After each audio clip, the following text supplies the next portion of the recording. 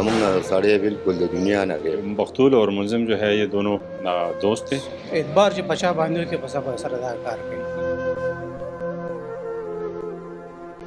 کېږي مشران یې مونږ سره ښه تعلق و او پته نه لګي چې دا څه بلا وشي. ویل کېږي دا چې پلار ورته ویلي دي زوی ته چې دا لکه چېرته 80,000 روپۍ او په هغې باندې یو سړی وژنه. جی بسم اللہ الرحمن الرحیم، میں ہوں نواز منگل اور آپ دیکھ رہے ہیں میدان ڈیجیٹل. ناظرین، تانا گل بہار کے حدود اعجاز آباد میں موجود ہوں، جہاں ایک نوجوان اسماعیل نامی کو لین دین کے تنازع پر بے دردی سے قتل کیا گیا.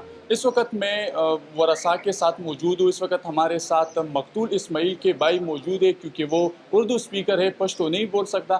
میں ان کا خلاصہ بعد میں آپ کو بیان کرتا ہوں. الله تعالی دې تاسو ته د زړه صبر درکړي. دا راته چې دا واقعیت څنګه مخې ته راله، تاسو ته څنګه پته ولګېده؟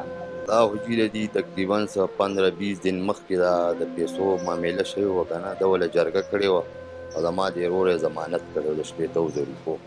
هغه خلک په زما ورور ته رنګونه منګونه کول چې یاره دا پیسې مونږ له راکئ. زما ورور ده ته ویلي، بیا د پلار ته ویلي، بیا د پلار سره هم تکرار مکرار دا ده شوی و. نو پرون چې کوم دی زما د مان سی ان جي سره پراپرټي هم ده او سټاک هم دی. نو دوی دواړه په موټرسایکل لا روان وو. ما ورته ویل څه کوئ هلکه؟ و یاره ده سره مې څه امانت و، هغه تیلم او دا دغلته کوزوم او راځم. نو هغه په زه بیا شاته رشته کې راوختلم. ما ته دا پته نه وه چې دا اوس دلته وي. چې زه ولږ ور مخکې شوم او ورته په شانه ډزې وکړلې وه، بس راپرېوت. دا د څومره روپو تنازع وه چې دغه د ملزم ستاسو ورور چې کوم دی د بې دردۍ سره قتل کو؟ په دې کې څه جرګه مرګه شوې وه؟ دې کې خو جرګه نه وه شوې او نه د هغه مشران داسې راغلي وو. پوه شوې؟ دا خو دومره پیسو معامله نه وه چې داسې مونږ له مشران نه لېږلې وې 80,000 روپۍ ورته مونږ داسې بخلې وې. پوه شوې؟ خو هغه خو داسې ونه کړه، هغه داسې وکړه چې مونږ زمونږ سړی بالکل د دنیا نه غیب. د دې نه مخکې خو تاسو دې سره څه تنازع مناظم نه وه؟ نه دې سره زمونږ هېڅ تنازع نشته. دې هم دلته تقریبا 40-50 کاله وشو، زمونږ هم وشو. ګاونډ کې اوسېږي؟ ګاونډ کې اوسېږي. مشران یې مونږ سره ښه تعلق و او پته نه لګي چې دا څه بلا وه.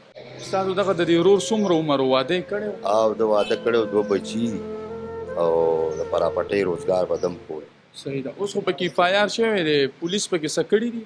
والله پولیس خو پکې دا فلحال پرون یې پکې دا پلار وله چارج کړی دی، بقایا لا دې ټیمه پورې داسې نه وي. ویل کېږي دا چې پلار ورته ویلي دي زوی ته چې دا وکړه. داسې وه. ستاسو څه و؟ زما د ماما زوی. ستاسو ماما زوی په اخري وخت کې کم ټیم خبرې شوې وې د خپل ماما زوی سره؟ زما ورسره بلې ورځ شوې. ښه، صحیح ده. څنګه و دا د خپل هغه مزاج څنګه و؟ دا چې دا کومه دا واقعه مخې ته راله، دا خو ډېره زیاته خفګاني واقعه وه چې لکه چېرته 80,000 روپۍ او په هغې باندې یو سړی وژنه. نو به 80,000 روپۍ دا چې د دوی مشران راغلي وې، موږ ورته همداسې پرېښی دا او ډېره مخکې 4 میاشتې وله تللی و او په دغه ټایم موقع باندې دا شب جمعې له راغلی. بس اعتبار چې بچا باندې کې بس به سره دا کار کوي. مطلب دغه د اسماعیل دا ټیم هم شب جمعې ته تلو مرکز دا په موقع باندې چې کوم موټرسایکل دی هغه موټرسایکل یې هم ته اخیستی. د موټرسایکل یې ترې ولې واخیستی؟ نو بس په هغه موقع یې ځان وایستو که نه، موقع نه به په څه وتو، په دې موټرسایکل یې ځان وایستو. نو څه به اوس به الله حکام او پولیس حکام نه څه غوښتنه لري؟ نو بس الله حکام ته زموږ دا درخواست دی چې موږ سره ظلم شوی دی او زموږ انصاف پکار دی. دا واړه 2 بچي دي، د هغې به څه کېږي. جی بالکل، جیسا کہ آپ نے ورثاء کی بات سنی، یہ بہت ہی افسوسناک واقعہ ہے. جو مقتول اسماعیل شب جمعہ کے لیے جو مرکز ہے وہاں جا رہا تھا کہ اس دوران جو ملزمان ہیں انہوں نے لین دین کے تنازع پر اس کو بے دردی سے قتل کر دیا گیا. ورثاء کا کہنا ہے کہ پولیس حکام سے ہمارا اپیل ہے کہ ہمیں انصاف دیا جائے. اس حوالے سے ہم ایس پی فقیر آباد محمد ارشد خان سے بھی بات کریں گے کہ یہ بتائے گا یہ واقعہ کب اور کیسے پیش آیا. بسم اللہ الرحمن الرحیم. یہ کل 26 تاریخ کو ایک وقوع پیش آیا تھا جس میں نور زمان مدعی مقدمہ نے رپورٹ کی تھی کہ میرے بھائی کو ملزم فیضان اور اس کے والد کی ماں پر قتل کیا گیا. جب ہم وقوع پہ پہنچے تو وہاں پہ اس کی ڈیڈ باڈی پڑی ہوئی تھی. پوسٹ مارٹم کے لیے ہم نے شفٹ کیا اور اس کی رپورٹ جب ہم نے لی تو پتہ چلا کہ یہ 60,000 روپے کا لین دین کا تنازع تھا جس پہ اس کو قتل کیا گیا.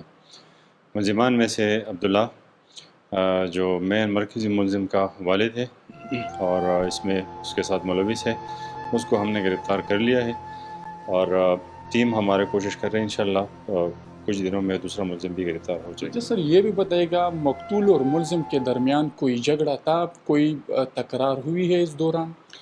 نہیں، یہ دونوں ملزم جو مقتول اور ملزم جو ہے یہ دونوں دوست تھے، اور پیسوں پہ کوئی قرض کا لین دین تھا، اس پہ کوئی ان کے بیچ میں ہوا تھا، لیکن وقوع کے ٹائم پہ نہیں ہوا۔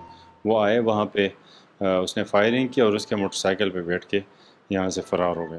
ناظرین، آپ نے پولیس اور ورثاء کی بات سنی۔ یہ جو واقعہ سامنے آئی ہے محض 60,000 روپے پر ایک انسانیت سوز واقعہ سامنے آئی ہے، جہاں پر اسماعیل نوجوان نامی کو بے دردی سے قتل کیا گیا ہے۔ پولیس حکام کا کہنا ہے کہ اس میں ملوث ایک ملزم جس کو گرفتار کیا گیا ہے، اور باقی جو ملزم ہے اس کے خلاف بھی چھاپہ زنی کر رہے ہیں۔ اللہ تعالی ہمارے حال پر رحم فرمائے۔